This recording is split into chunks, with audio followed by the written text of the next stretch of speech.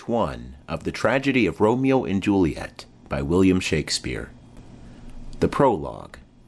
Enter Chorus. Chorus. Two households, both alike in dignity, in fair Verona where we lay our scene, from ancient grudge break to new mutiny, where civil blood makes civil hands unclean. From forth the fatal loins of these two foes, a pair of star-crossed lovers take their life, whose misadventured piteous overthrows doth with their death bury their parents' strife. The fearful passage of their death-marked love, and the continuance of their parents' rage, which but their children's end not could remove, is now the 2 hours' traffic of our stage, the which, if you with patient ears attend, what here shall miss, our toil shall have strive to mend. Exit. Act 1. Scene 1. Verona, a public place. Enter Samson and Gregory, with swords and bucklers, of the house of Capulet. Samson. Gregory, on my word, will not carry coals. Gregory. No, for then we should be colliers. Samson. I mean, and we be in choler, will draw. Gregory. Ay, while you live, draw your neck out of a collar. Samson. I strike quickly, being moved. Gregory. But thou art not quickly moved to strike. Samson. A dog of the house of Montague moves me. Gregory. To move is to stir, and to be valiant is to stand. Therefore, if thou art moved, thou runnest away. Samson. A dog of that house shall move me to stand. I will take the wall of any man or maid of Montague's. Gregory. That shows thee a weak slave, for the weakest goes to the wall. Samson. 'Tis true, and therefore women being the weaker vessels are ever thrust to the wall. Therefore I will push Montague's men from the wall, and thrust his maids to the wall. Gregory. The quarrel is between our masters and us their men. Samson. 'Tis all one. I will show myself a tyrant when I have fought with the men. I will be cruel with the maids. I will cut off their heads. Gregory. The heads of the maids? Samson. Ay, the heads of the maids, or their maiden heads. Take it in what sense thou wilt. Gregory. They must take it in the sense that feel it. Samson. Me they shall feel while I am able to stand, and 'tis known I am a pretty piece of flesh. Gregory. 'Tis well thou art not fish. If thou hadst been poor John. Draw thy tool. Here comes 2 of the house of Montague's. Enter 2 other serving men, Abram and Balthazar. Samson. My naked weapon is out. Quarrel. I will back thee. Gregory. How? Turn thy back and run? Samson. Fear me not. Gregory. No, marry, I fear thee. Samson. Let us take the law of our sides. Let them begin. Gregory. I will frown as I pass by, and let them take it as they list. Samson. Nay, as they dare. I will bite my thumb at them, which is disgrace to them, if they bear it. Abram. Do you bite your thumb at us, sir? Samson. I do bite my thumb, sir. Abram. Do you bite your thumb at us, sir? Samson, aside to Gregory. Is the law of our side if I say I? Gregory, aside to Samson. No. Samson. No, sir, I do not bite my thumb at you, sir, but I bite my thumb, sir. Gregory. Do you quarrel, sir? Abram. Quarrel, sir? No, sir. Samson. But if you do, sir, am for you, I serve as good a man as you. Abram. No better. Samson. Well, sir. Enter Benvolio.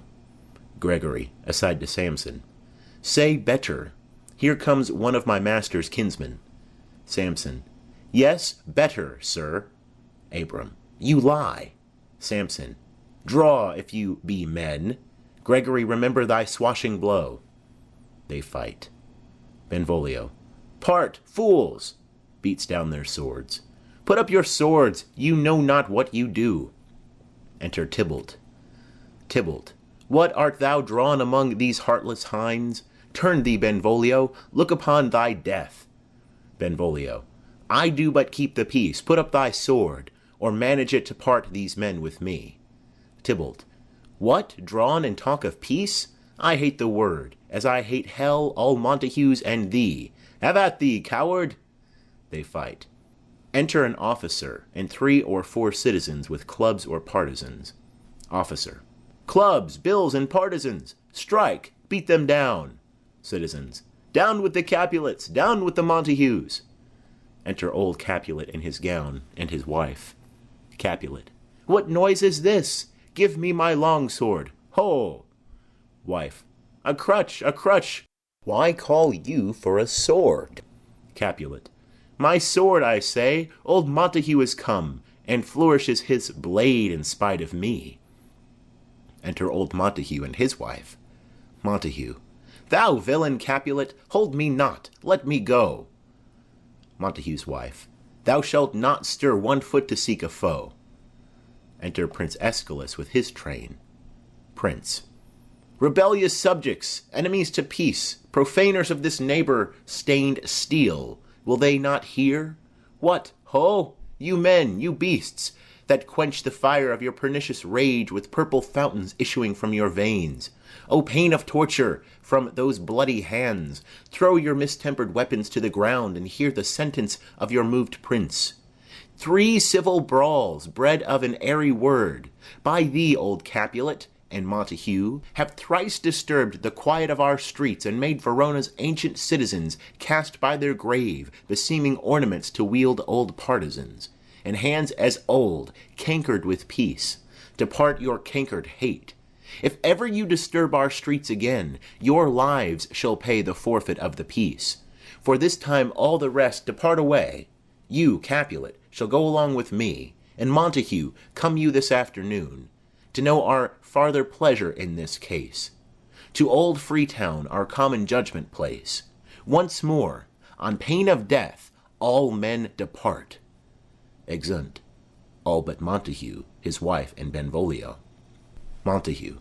Who set this ancient quarrel new abroach? Speak, nephew, were you by when it began? Benvolio.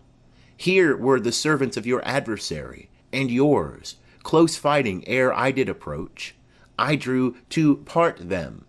In the instant came the fiery Tybalt with his sword prepared, which, as he breathed defiance to my ears, he swung about his head and cut the winds, who, nothing hurt withal, hissed him in scorn, while we were interchanging thrusts and blows, came more and fought on part and part, till the prince came, who parted either part. Montague's wife. Oh, where is Romeo? Saw you him to-day? Right glad I am he was not at this fray. Benvolio. Madam, an hour before the worshipped sun peered forth the golden window of the east, a troubled mind drave me to walk abroad, where underneath the grove of sycamore that westward rooteth from the city's side, so early walking did I see your son. Towards him I made, but he was ware of me, and stole into the covert of the wood. I, measuring his affections by my own, which then most sought where most might not be found, being one too many by my weary self, pursued my humour, not pursuing his, and gladly shunned who gladly fled from me. Montague. Many a morning hath he there been seen, with tears augmenting the fresh morning's dew, adding to clouds more clouds with his deep sighs. But all so soon as the all-cheering sun should in the farthest east beam to draw the shady curtains from Aurora's bed, away from light steals home my heavy son, and private in his chamber pens himself, shut up his windows, locks fair daylight, and makes himself an artificial night. Black and portentous must this humour prove, unless good counsel may the cause remove. Benvolio. My noble uncle, do you know the cause? Montague. I neither know it nor can learn of him. Benvolio. Have you importuned him by any means? Montague. Both by myself and many other friend, but he, his own affection's counsellor, is to himself, I will not say how true, but to himself so secret and so close, so far from sounding and discovery, as is the bud bit with an envious worm, ere he can spread his sweet leaves to the air, or dedicate his beauty to the sun. Could we but learn from whence his sorrows grow, we would as willingly give cure as no. Enter Romeo. Benvolio. See, where he comes. So please you step aside. I'll know his grievance, or be much denied. Montague. I would thou wert so happy by thy stay to hear true shrift. Come, madam, let's away. Exeunt. Montague and wife. Benvolio. Good morrow, cousin. Romeo. Is the day so young? Benvolio. But new struck 9. Romeo. Ay me, sad hours seem long. Was that my father that went hence so fast? Benvolio. It was. What sadness lengthens Romeo's hours? Romeo. Not having that which having makes them short. Benvolio. In love? Romeo. Out. Benvolio. Of love? Romeo. Out of her favour where I am in love. Benvolio. Alas, that love, so gentle in his view, should be so tyrannous and rough in proof. Romeo. Alas, that love, whose view is muffled still, should without eyes see pathways to his will. Where shall we dine? O me, what fray was here? Yet tell me not, for I have heard it all. Here's much to do with hate, but more with love. Why then, O brawling love, O loving hate? O anything of nothing first create? O heavy lightness, serious vanity, misshapen chaos of well-seeming forms, feather of lead, bright smoke, cold fire, sick health, still waking sleep, that is not what it is, this love feel I, that feel no love in this. Dost thou not laugh? Benvolio. No, coz, I rather weep. Romeo. Good heart, at what? Benvolio. At thy good heart's oppression. Romeo. Why, such is love's transgression. Griefs of mine own lie heavy in my breast, which thou wilt propagate, to have it pressed with more of thine. This love that thou hast shown doth add more grief to much of mine own. Love is a smoke raised with the fume of sighs, being purged, a fire sparkling in lovers' eyes, being vexed, a sea nourished with lovers' tears. What is it else? A madness most discreet, a choking gall and a preserving sweet. Farewell, my coz. Benvolio. Soft! I will go along, and if you leave me so, you do me wrong. Romeo. Tut! I have lost myself. I am not here. This is not Romeo. He's some other where. Benvolio. Tell me in sadness, who is that you love? Romeo. What? Shall I groan and tell thee? Benvolio. Groan? Why, no. But sadly tell me who. Romeo. Bid a sick man in sadness make his will. Ah, word ill urged to one that is so ill. In sadness, cousin, I do love a woman. Benvolio. I aimed so near when I supposed you loved. Romeo. A right good markman, and she's fair I love. Benvolio. A right fair mark, fair coz, is soonest hit. Romeo. Well, in that hit you miss. She'll not be hit with Cupid's arrow. She hath Dian's wit, and, in strong proof of chastity, well armed, from love's weak childish bow she lives unharmed. She will not stay the siege of loving terms, nor bide the encounter of assailing eyes, nor ope her lap to saint-seducing gold. Oh, she's rich in beauty, only poor that, when she dies, with beauty dies her store. Benvolio. Then she hath sworn that she will still live chaste? Romeo. She hath, and in that sparing makes huge waste. For beauty, starved with her severity, cuts beauty off from all posterity. She is too fair, too wise, wisely too fair, to merit bliss by making me despair. She hath forsworn to love, and in that vow do I live dead that live to tell it now. Benvolio. Be ruled by me. Forget to think of her. Romeo. Oh, teach me how I should forget to think. Benvolio. By giving liberty unto thine eyes, examine other beauties. Romeo. 'Tis the way, to call hers exquisite. and question more. These happy masks that kiss fair ladies' brows, being black, puts us in mind they hide the fair. He that is strucken blind cannot forget the precious treasure of his eyesight lost. Show me a mistress that is passing fair. What doth her beauty serve but as a note where I may read who passed that passing fair? Farewell, thou canst not teach me to forget. Benvolio. I'll pay that doctrine, or else die in debt. Exeunt. Scene 2. A street. Enter Capulet, County Paris, and servant, the clown. Capulet. But Montague is bound as well as I, and penalty alike, and 'tis not hard, I think, for men so old as we to keep the peace. Paris. Of honourable reckoning are you both, and pity 'tis you lived at odds so long. But now, my lord, what say you to my suit? Capulet. But saying o'er what I have said before, my child is yet a stranger in the world. She hath not seen the change of 14 years.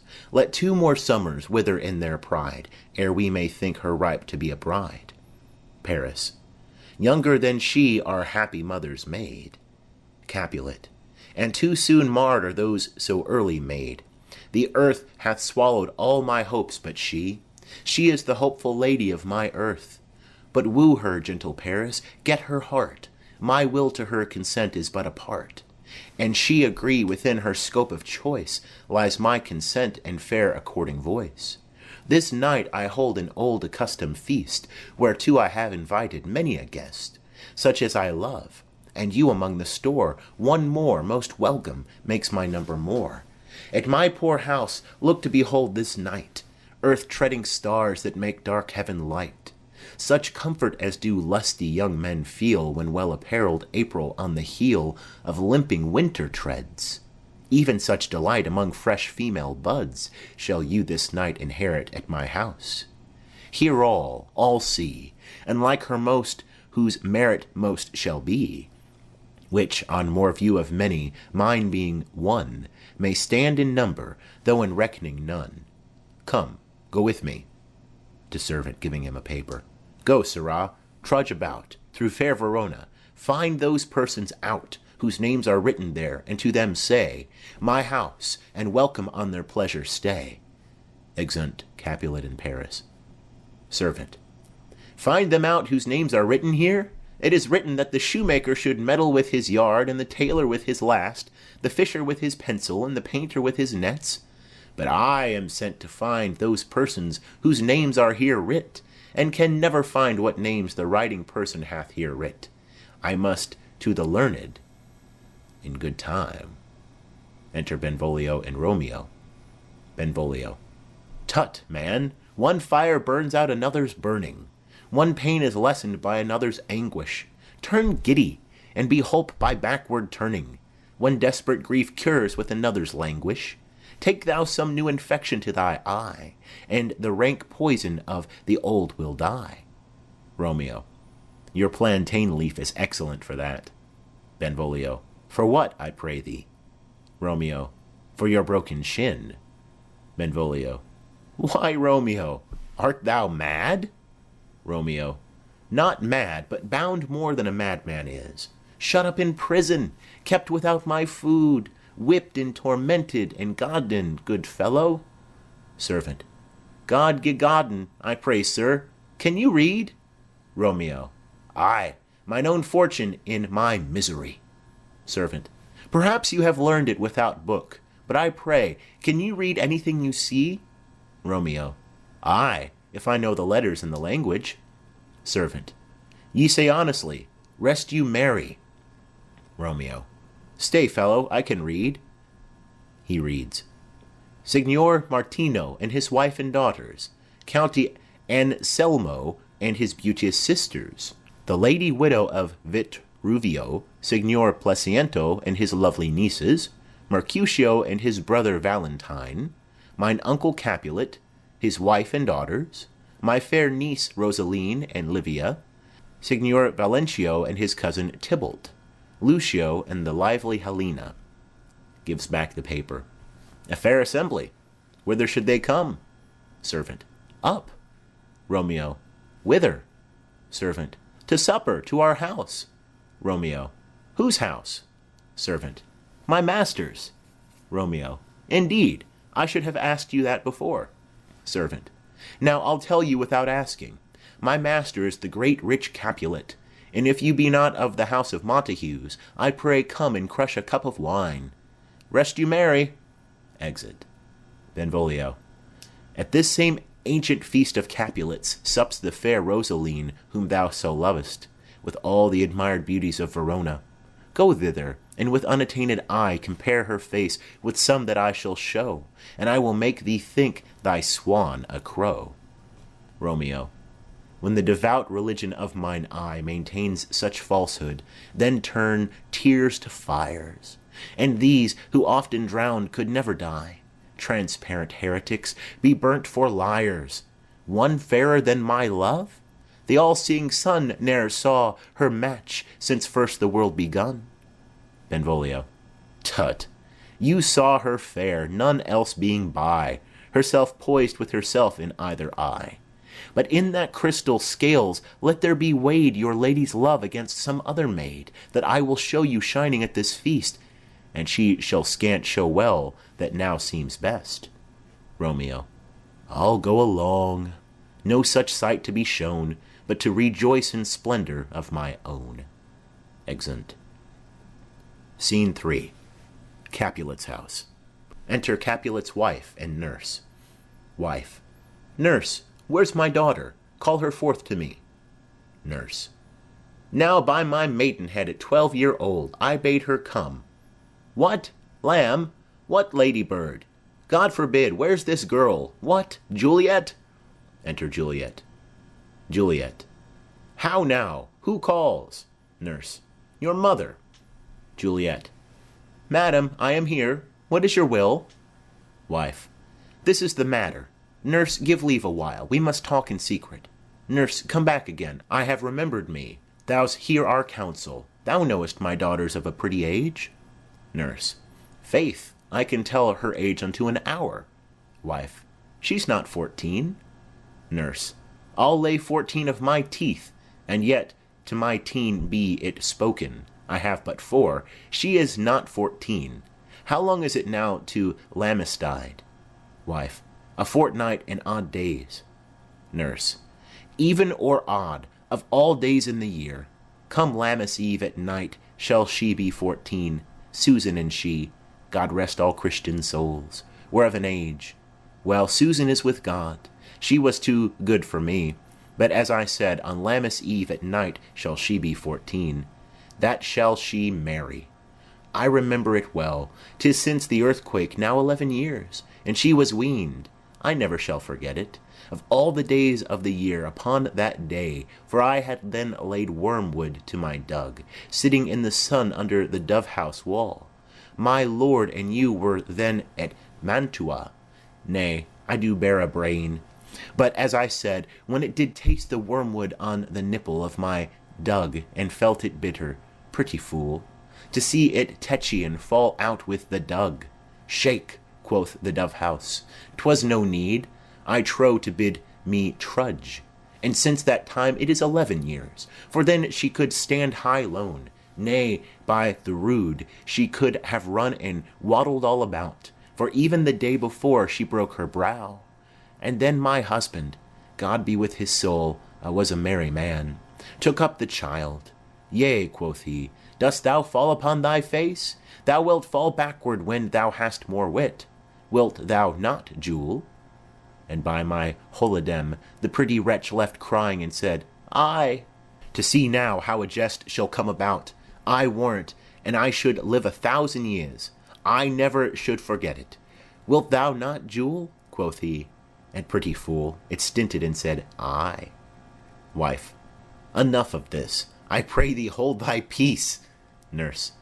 Yes, madam. Yet I cannot choose but laugh, to think it should leave crying and say, Ay. And yet, I warrant, it bad upon it brow, a bump as big as a young cockerel stone, a perilous knock, and it cried bitterly. Yea, quoth my husband, fall'st upon thy face? Thou wilt fall backward when thou comest to age. Wilt thou not, Jewel? It stinted and said, Aye. Juliet. And stint thou too. I pray thee, nurse, say I. Nurse. Peace, I have done. God mark thee to his grace. Thou wast the prettiest babe that e'er I nursed, and I might live to see thee married once. I have my wish. Wife. Mary, that Mary is the very theme I came to talk of. Tell me, daughter Juliet, how stands your disposition to be married? Juliet. It is an honor that I dream not of. Nurse. An honor? Were not I thine only nurse, I would say thou hadst sucked wisdom from thy teat. Wife. Well, think of marriage now. Younger than you, here in Verona, ladies of esteem are made already mothers. By my count, I was your mother much upon these years that you are now a maid. Thus, then, in brief, the valiant Paris seeks you for his love. Nurse. A man, young lady? Lady, such a man as all the world. Why, he's a man of wax. Wife. Verona's summer hath not such a flower. Nurse. Nay, he's a flower, in faith a very flower. Wife. What say you? Can you love the gentleman? This night you shall behold him at our feast. Read o'er the volume of young Paris's face, and find delight writ there with beauty's pen. Examine every married lineament, and see how one another lends content. And what obscured in this fair volume lies, find written in the margent of his eyes. This precious book of love, this unbound lover, to beautify him only lacks a cover. The fish lives in the sea, and 'tis much pride for fair without the fair within to hide. That book in many's eyes doth share the glory, that in gold clasps locks and the golden story. So shall you share all that he doth possess, by having him making yourself no less. Nurse. No less? Nay, bigger. Women grow by men. Wife. Speak briefly. Can you like of Paris's love? Juliet. I'll look to like, if looking liking move, but no more deep will I indart mine eye than your consent gives strength to make it fly. Enter serving man. Serving man. Madam, the guests are come, supper served up. You called, my young lady asked for, the nurse cursed in the pantry, and everything in extremity. I must hence to wait. I beseech you follow straight. Wife. We follow thee. Exit serving man. Juliet, the county stays. Nurse. Go, girl, seek happy nights to happy days. Exeunt. Scene 4. A street. Enter Romeo, Mercutio, Benvolio, with 5 or 6 other maskers, torch-bearers. Romeo. What? Shall this speech be spoke for our excuse, or shall we on without apology? Benvolio. The date is out of such prolixity. We'll have no Cupid hoodwinked with a scarf, bearing a Tartar's painted bow of lath, scaring the ladies like a crow-keeper, nor no without-book prologue faintly spoke after the prompter for our entrance. But let them measure us by what they will. We'll measure them a measure, and be gone. Romeo. Give me a torch. I am not for this ambling, being but heavy. I will bear the light. Mercutio. Nay, gentle Romeo, we must have you dance. Romeo. Not I, believe me. You have dancing shoes. With nimble souls, I have a soul of lead. So stakes me to the ground I cannot move. Mercutio. You are a lover. Borrow Cupid's wings and soar with them above a common bound. Romeo. I am too sore and pierced with his shaft to soar with his light feathers, and so bound I cannot bound a pitch above dull woe. Under love's heavy burthen do I sink. Mercutio. And to sink in it, should you burthen love, too great oppression for a tender thing. Romeo. Is love a tender thing? It is too rough, too rude, too boisterous, and it pricks like thorn. Mercutio. If love be rough with you, be rough with love. Prick love for pricking, and you beat love down. Give me a case to put my visage in, a visor for a visor. What care I? What curious eye doth quote deformities? Here are the beetle brows shall blush for me. Benvolio. Come, knock and enter, and no sooner in, but every man betake him to his legs. Romeo. A torch for me. Let wantons light of heart tickle the senseless rushes with their heels, for I am proverbed with a grandsire phrase. I'll be a candle holder and look on. The game was ne'er so fair, and I am done. Mercutio. Tut, done's the mouse, the constable's own word. If thou art done, we'll draw thee from the mire of this Sir Reverence love, wherein thou stick'st up to the ears. Come, we burn daylight. Ho! Romeo. Nay, that's not so. Mercutio. I mean, sir, in delay. We waste our lights in vain, like lamps by day. Take our good meaning, for our judgment sits 5 times in that, ere once in our 5 wits. Romeo. And we mean well in going to this mask, but 'tis no wit to go. Mercutio. Why, may one ask? Romeo. I dreamt a dream tonight. Mercutio. And so did I. Romeo. Well, what was yours? Mercutio. That dreamers often lie. Romeo. In bed asleep, while they do dream things true. Mercutio. Oh, then I see Queen Mab hath been with you. She is the fairy's midwife, and she comes in shape no bigger than an agate stone on the forefinger of an alderman, drawn with a team of little atomies, athwards men's noses as they lie asleep. Her wagon spokes made of long spinners' legs, the cover of the wings of grasshoppers, her traces of the smallest spider's web, her collars of the moonshine's watery beams, her whip of cricket's bone, the lash of film, her wagoner a small grey-coated gnat, not half so big as a round little worm pricked from the lazy finger of a maid. Her chariot is an empty hazel-nut, made by the joiner squirrel or old grub, time out a mind the fairies' coachmakers. And in this state she gallops night by night through lovers' brains, and then they dream of love, or courtiers' knees that dream on kerseys straight, or lawyers' fingers who straight dream on fees, or ladies' lips who straight on kisses dream, which oft the angry Mab with blisters plagues, because their breaths with sweetmeats tainted are. Sometimes she gallops o'er a courtier's nose, and then dreams he of smelling out a suit. And sometime comes she with a tithe-pig's tail, tickling a parson's nose as a lies asleep. Then dreams he of another benefice. Sometimes she driveth o'er a soldier's neck. And then dreams he of cutting foreign throats, of breaches, ambuscados, Spanish blades, of healths 5 fathom deep. And then anon drums in his ear, at which he starts and wakes, and being thus frightened, swears a prayer or 2 and sleeps again.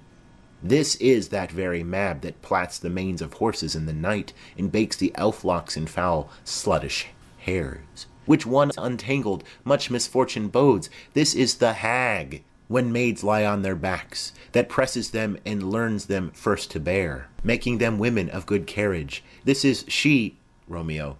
Peace, peace, Mercutio, peace. Thou talk'st of nothing. Mercutio. True, I talk of dreams, which are the children of an idle brain, begot of nothing but vain fantasy, which is as thin of substance as the air, and more inconstant than the wind, who woos even now the frozen bosoms of the north, and, being angered, puffs away from thence, turning his face to the dew-dropping south. Benvolio. This wind you talk of blows us from ourselves. Supper is done, and we shall come too late. Romeo. I fear too early, for my mind misgives some consequence. Yet hanging in the stars shall bitterly begin his fearful date with this night's revels, and expire the term of a despised life, closed in my breast, by some vile forfeit of untimely death. But he that hath the steerage of my course direct my sail. On, lusty gentlemen. Benvolio. Strike, drum. They march about the stage. Exeunt. Scene 5. Capulet's house. Serving men come forth with napkins. First Servant. Where's Potpan, that he helps not to take away? He shift a trencher, he scrape a trencher. Second Servant. When good manners shall lie all in one or two men's hands, and they unwashed too, 'tis a foul thing. First Servant. Away with the joined stools, remove the court cupboard, look to the plate. Good, thou, save me a piece of marchpane, and, as thou loves me, let the porter let in Susan Grindstone, and Nell, Anthony, and Potpan. Second Servant. Aye, boy, ready. First Servant. You are looked for and called for, asked for and sought for, in the great chamber. Third Servant. We cannot be here and there too. Cheerly, boys, be brisk a while, and the longer liver take all. Exeunt. Enter the maskers. Enter, with servants, Capulet, his wife, Juliet, Tybalt, and all the guests and gentlewomen to the maskers. Capulet. Welcome, gentlemen. Ladies that have their toes unplagued with corns will have a bout with you. Aha, my mistresses, which of you all will now deny to dance? She that makes dainty, she, I'll swear, hath corns. Am I come near ye now? Welcome, gentlemen. I have seen the day that I have worn a visor and could tell a whispering tale in a fair lady's ear, such as would please. 'Tis gone, 'tis gone, 'tis gone. You are welcome, gentlemen. Come, musicians, play. A hall, give room, and foot it, girls. Music plays, and they dance. More light, you knaves, and turn the tables up, and quench the fire, the room is grown too hot. Ah, sirrah, this unlooked-for sport comes well. Nay, sit, good cousin Capulet, for you and I are past our dancing days. How long is it now since last yourself and I were in a mask? Second Capulet. By Our Lady, 30 years. Capulet. What, man? 'Tis not so much, 'tis not so much, 'tis since the nuptial of Lucentio. Come Pentecost as quickly as it will, some 25 years, and then we masked. Second Capulet.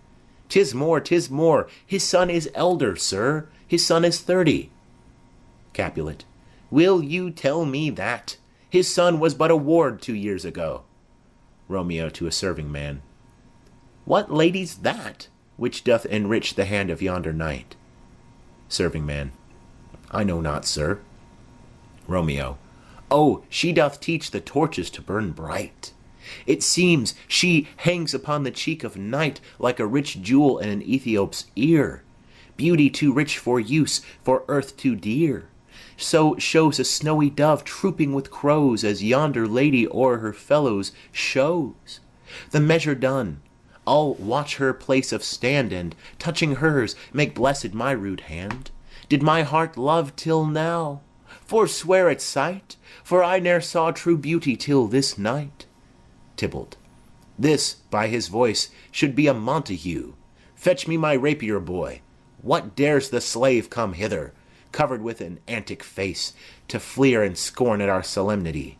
Now, by the stock and honour of my kin, to strike him dead I hold it not a sin.